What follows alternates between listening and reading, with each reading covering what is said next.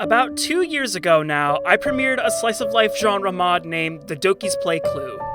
I originally wanted to make this a simple mod where it would just be a typical game of Clue since it was one of my favorite games when I was younger. I also got inspired since I've seen mods on YouTube where the Dokis play games like Monopoly or Dare Square. Dare Square I made myself, and the Monopoly one was made by Afro0. Big shout out to him, by the way.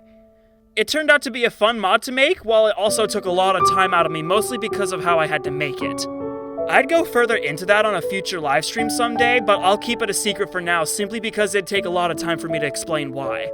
But that's besides the point.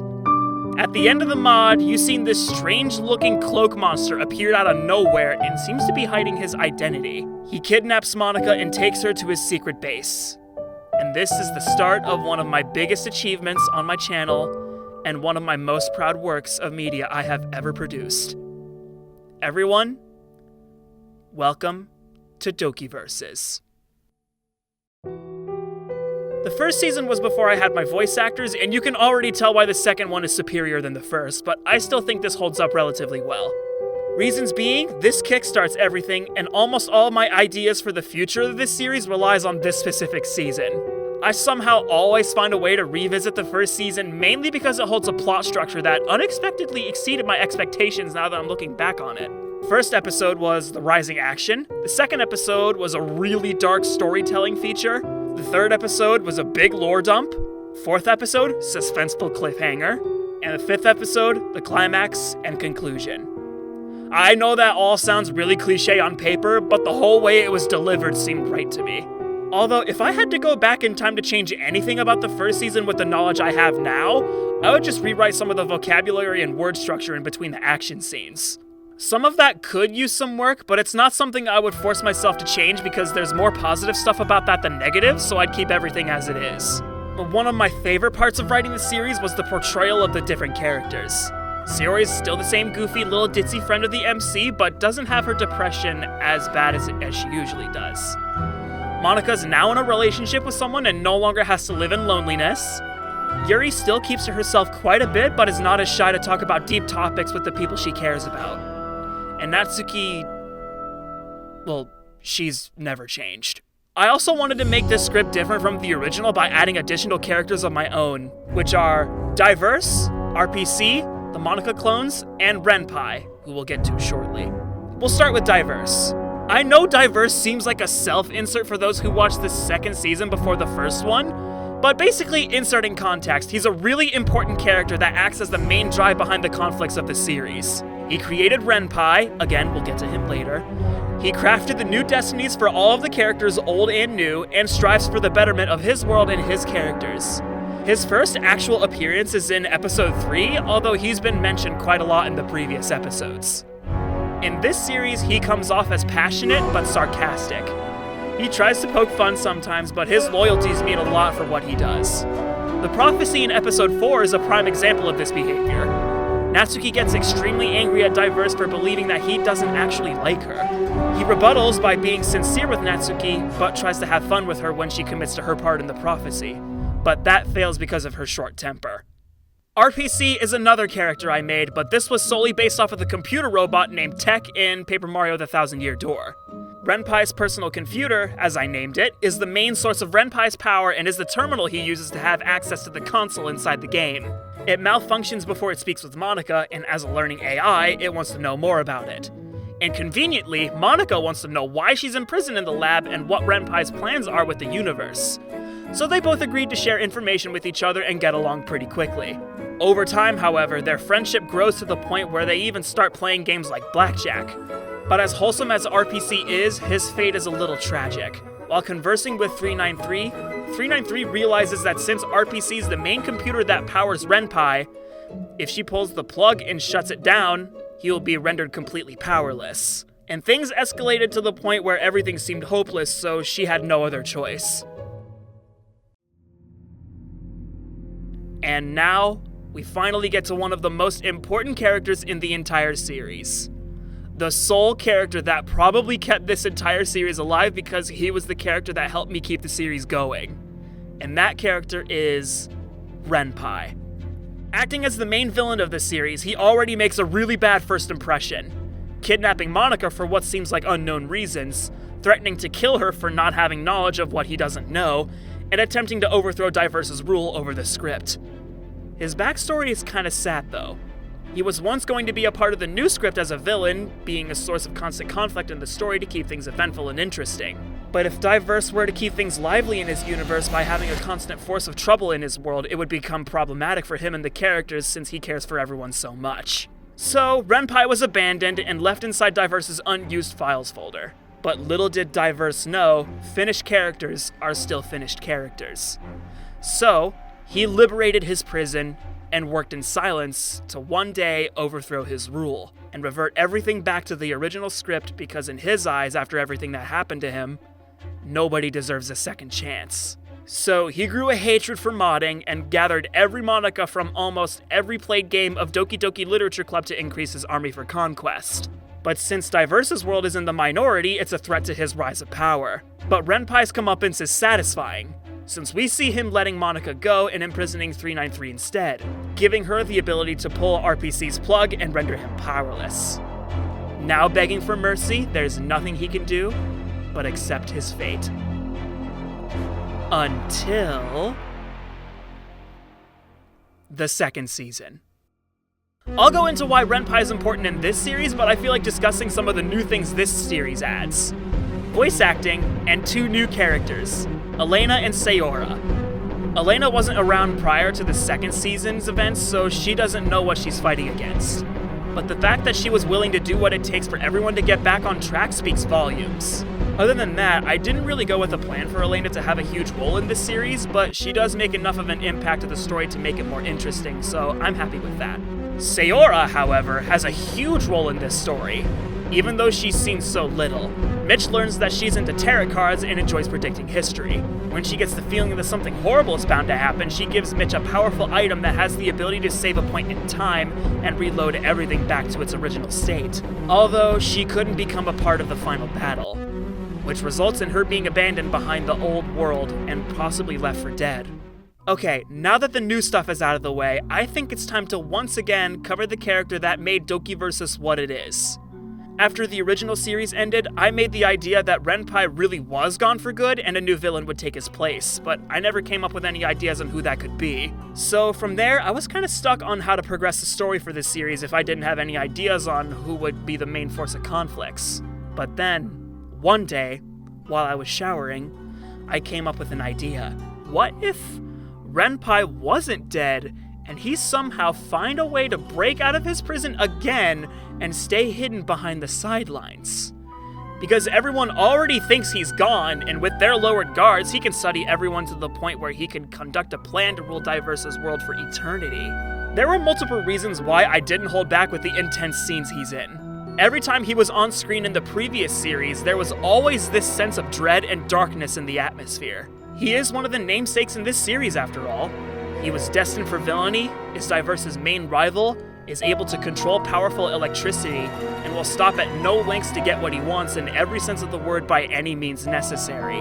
And if this is all based off of a psychological horror game, then someone like him really should be the scariest character. And I have done everything in my power to make that happen.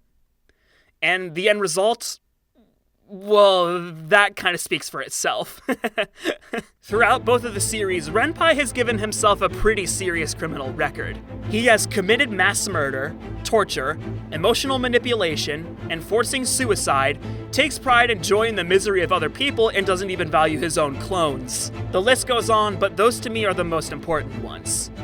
It was cathartic in particular to code both of the fight scenes based off of the timing of music and choreographing unique fighting moves for each character. How I did these was that I recorded the amount of time the full song starts and finishes, and used that time to divide everything into pauses to make use of animation seeming more fluid. In the first season, I only used the default positions and had no sounds implemented. The second seasons, however, I added much more: sound effects, voice acting, and custom movements. Said custom movements include the spinning, the falls, the faster movement, etc. All of this took me around 5 hours of non-stop work just to complete, but it was so worth it because it genuinely looks amazing for what the limitations in Renpai, the gaming engine, are.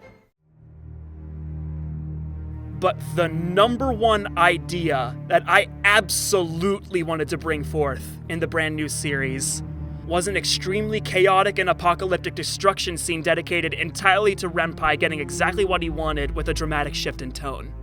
The cataclysm, as I call it, was actually the whole reason why I wanted to make a second season in the first place.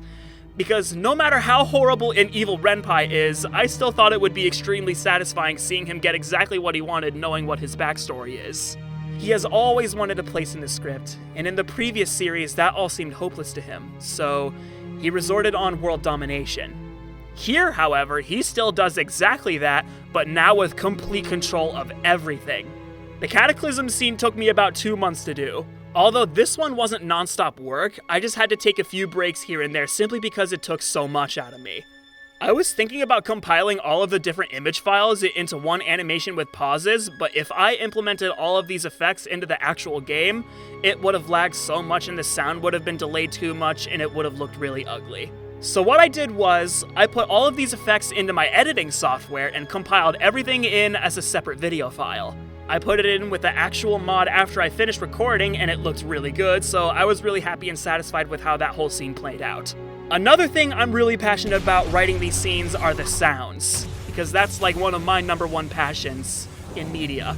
Because when it comes to the teleportations, the ambience, the voice effects, the laser, etc., it all wraps all of my hard work with a neat little bow, and I'm very pleased with how everything turned out. All in all, with the hardships I faced while in the production of this series, everything was always worth it when it came to the production. Again, I would talk more about it, but I don't want to go on for too long about it and not bore anybody with this. So, yeah. I've covered almost everything I love about this series that I could, but if anyone has any further questions on what I feel for a certain character, a scene, or anything related to the production, you can ask me in the comments, and I'll do my best to answer in the way you want them. Thank you for listening. Hello, my name is Pippa, aka TakenG, and I'm the voice actor for Sayori and Sayora for the channel Diverse Doki Stories. I've been working alongside the other amazing voice actors for just over a year. I'm so proud of the development of our skills, as well as the skills of Diverse himself. As you've all probably seen, we started with small and often silly projects that were fun, but not quite as deep as many other custom mods and stories for DDLC. That's where Dokiversus comes into it. With Dokiversus 2 being voiced, it adds a whole new level of depth to the series, and in my opinion, it makes it easier to connect with and feel more for the characters portrayed. As we've seen time and time again, Sayori has it quite rough and is the main focus of a lot of the pain and struggle throughout the series. Because of this and her heroic end with Sayora, she's a symbol of hope and love in my eyes. She's both quite easy and quite difficult to portray in different aspects of the series. I have a lot of fun with her and making sure she still keeps her goofy side even when there's a lot of turmoil. She has grown a lot from being someone who keeps their issues to themselves and never shows their dark feelings. However, if you're someone like that, you know it's not easy to just turn that side of you off, even if it's years later. I'm so proud to voice Sayori and Sayora in a series that so skillfully shows the different sides of a complex female character. Please continue to enjoy Diverse Doki Stories and keep a lookout for more fun and exciting stories in the future. Love you all, and thank you for your support. Hi everyone, I'm Clara, also known as MJ Magic. I'm the voice actor for Yuri for Diverse Doki Stories' YouTube channel. This was my first time voicing a character for a Doki Doki Literature Club project, and I'm so happy that everyone's enjoying all the content on this amazing channel. This experience has been an incredible privilege, and being a part of the cast versing Dokiversus 2 was the cherry on top.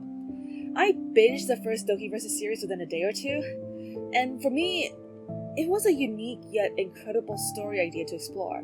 I thoroughly enjoyed the plot, the references to the original game, and the callbacks to what used to be and how each character has changed having been taken under the mod creator's wing. The fact that there was a second series exploring more of the rivalry between Diverse and Renai, while expanding on the idea of how each character could change depending on the one coding the universe, piqued my interest. And honestly, hats off to Diverse for creating something that had me on the edge of my seat from start to finish. And I could see in the span of more than a year now just how much everyone has grown. The voice actors really gelled together as a cast, and Diverse's hard work putting it all together makes doing what we do all the more worth it. I'm truly blessed to be a part of this incredible cast, and I hope you all stick around and see much more of what's to come. Thank you all for your amazing support for us and the Diverse Doki Stories channel. Hello everyone, my name is Rosalind and I've been the voice of Monica for the past year and a half on the Diverse Doki Stories channel. Throughout this time, I've been able to grow alongside my fellow voice actors that contribute to the channel and improve alongside them.